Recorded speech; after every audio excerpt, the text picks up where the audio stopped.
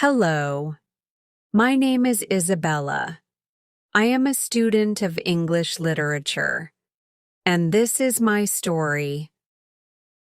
I want to tell you about my journey of learning English and my experiences in London. I also want to share how I met a fantastic teacher who helped me improve my language skills. Through my story, you can learn English with me. It was a beautiful summer day, and I was traveling on a train. Two women were sitting opposite me speaking English. I didn't understand much since I was still a beginner. I had been studying English, but my vocabulary was limited. Determined to practice, I gathered the courage to speak to them. I said a few words in basic English, and to my delight, they understood me. This small achievement made me happy. I told them that I wanted to learn English, and they kindly shared that they were from England, returning home from a conference. RE. Conversation lasted about 10 minutes before my station arrived. Before saying goodbye, they gave me their address and phone number, inviting me to visit them in England. That moment inspired me to work on my English every day. I translated texts, watched English films, and practiced regularly. After 6 months, my English had significantly improved, but I wanted to learn more. So I traveled to London to study English. Upon my arrival, I enrolled in a language school. My first lesson was on a Monday, where I met my teacher and classmates. My teacher was a young and kind woman, patient and encouraging. We introduced ourselves before she asked us a few questions to assess our general knowledge of the language. She explained that her teaching method was different. It was practical and immersive. Instead of focusing on textbooks and grammar rules, we would use English actively in our daily lives. This method was perfect for me, as I often found textbooks confusing. We then discussed the importance of learning a language. Our teacher emphasized that language is a tool for communication, a means to express thoughts and ideas. Instead of memorizing vocabulary lists or grammar rules, she encouraged us to use English in conversations. Many students focus on studying English rather than using it. However, to truly learn a language, one must speak it regularly. Our teacher showed us simple and effective techniques for learning vocabulary and grammar through practice, rather than memorization. I loved her approach, and our lessons became more engaging as we spoke about our hobbies and daily activities in English. Chapter 2. How I Learned Vocabulary. On Tuesday, a student asked our teacher the best way to learn new words. She explained that the most effective method was reading. Research shows that people who read regularly learn vocabulary twice as fast as those who don't. Reading for at least 30 minutes daily is highly beneficial. She advised us to choose books or texts that genuinely interest us. If a book is enjoyable, learning becomes effortless. Whenever we came across an unfamiliar word, we were encouraged to look it up in a dictionary rather than writing it down. This way, our brains would naturally remember the word through repeated exposure. Reading also helps with sentence structure. By seeing words in context, we learn how they connect to other words, making it easier to form correct sentences. I followed this method and quickly noticed improvements in my vocabulary. That day, we also discussed job opportunities for students. I wanted to find part-time work, so my classmates suggested visiting a job center. After class, I went to the center and asked for recommendations. The staff suggested I work as a waitress in a cafe, as it would give me more opportunities to practice English. I accepted the job and was set to start on Thursday. I was thrilled to have a job where I could improve my language skills. Chapter 3. Improving Pronunciation. On Wednesday, a student from South Korea shared his struggles with pronunciation.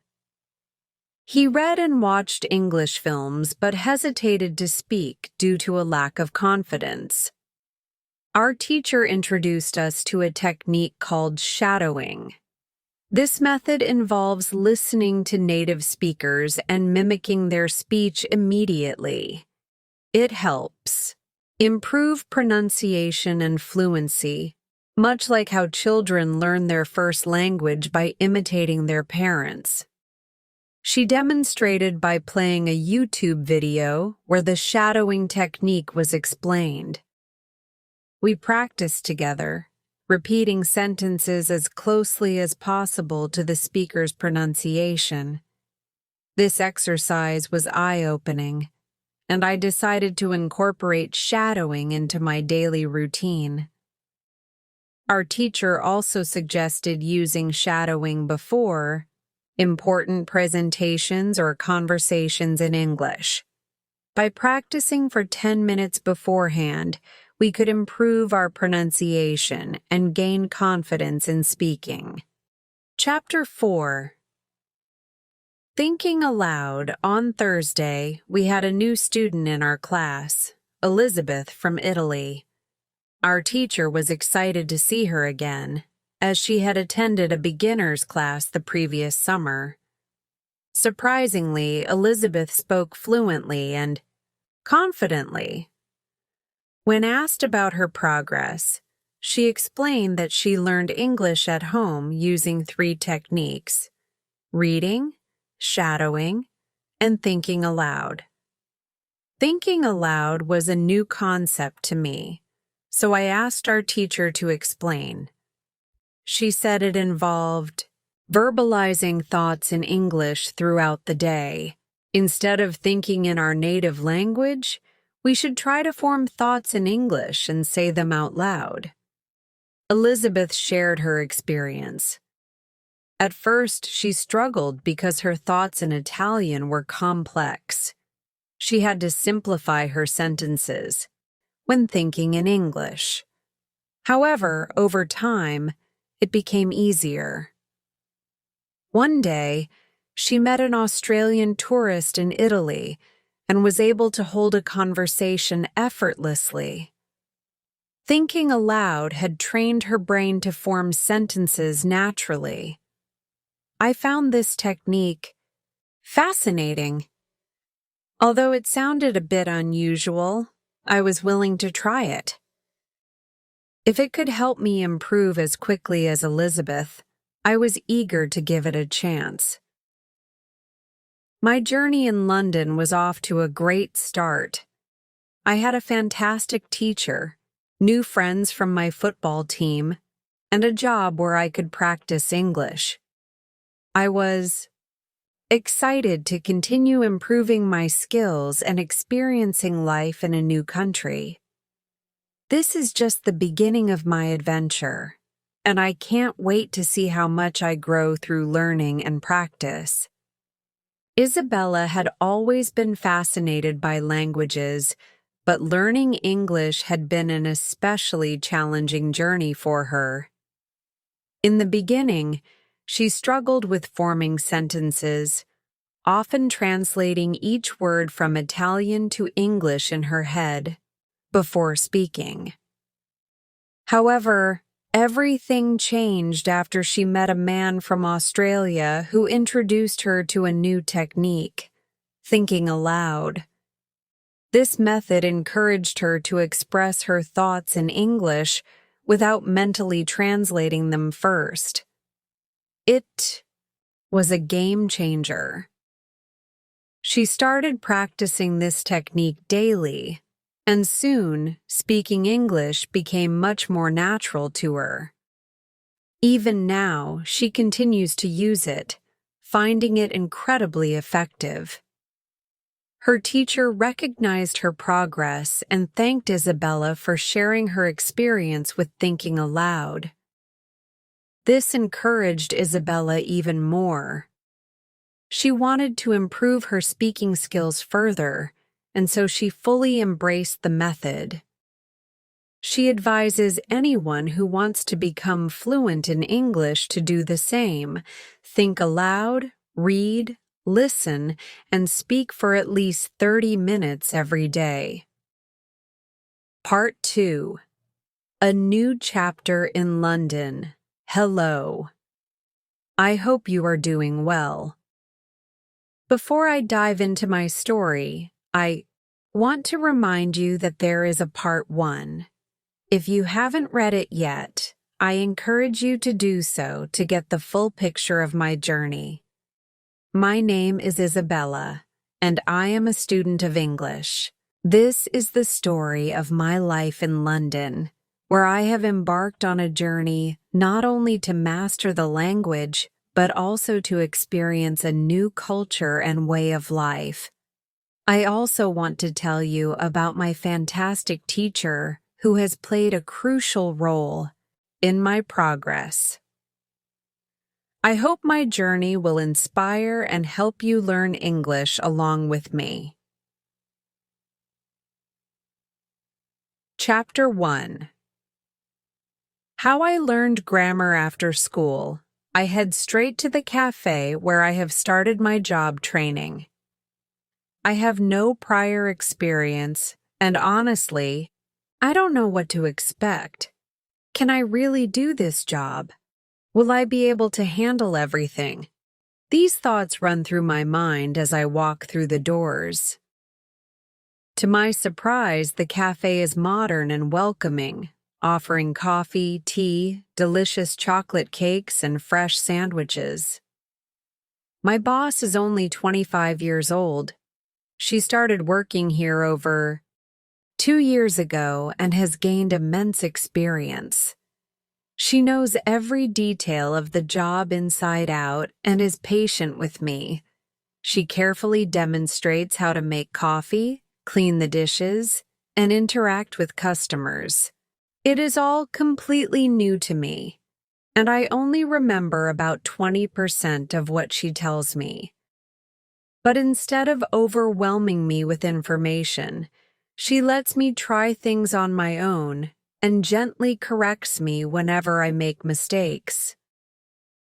By the end of my first day, I am exhausted, but there is a sense of satisfaction in knowing I am learning something new. The next day, I return to school. During class, a student raises a question that many of us have been wondering about. Sometimes when I speak, I don't know if my grammar is correct.